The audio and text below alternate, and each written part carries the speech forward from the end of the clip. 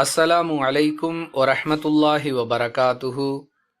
தினமும் ஒரு ஹதீஸ். ஒரு முஸ்லீமுடைய செல்வத்தை அபகரிப்பதற்காக பொய் சத்தியம் செய்பவன் மறுமை நாளில் அல்லாஹ் தன் மீது கோபம் கொண்டிருக்கும் நிலையில் அவனை சந்திப்பான் என்று ரசூலுல்லாஹி ஸல்லல்லாஹு அலைஹி வஸல்லம் அவர்கள் கூறினார்கள்.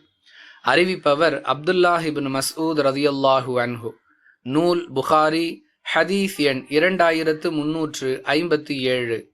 அன்பிற்குரிய சகோதர சகோதரிகளே, மற்றவர்களுடைய பொருளை அபகரிப்பது குற்றம் என்று எல்லோருமே ஒப்புக்கொள்கிறார்கள்.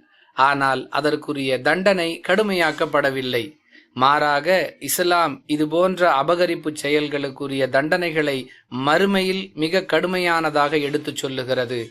எந்த அளவிற்கென்றால் அல்லாஹுவின் கோபத்திற்குரியவனாக அவன் மறுமை நாளில் வருவான் என்று எச்சரிக்கை செய்கிறது.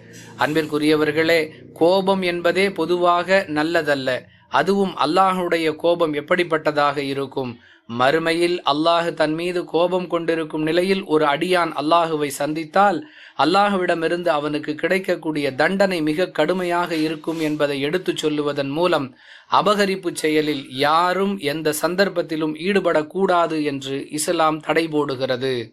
அல்லாஹுவை அஞ்சி நடந்து கொள்வோம். வாஹிர் தஅவானா அனில் ஹம்துலில்லாஹி ரப்பில் ஆலமீன். அஸ்ஸலாமு அலைக்கும் வரஹ்மத்துல்லாஹி வபரகாத்துஹு.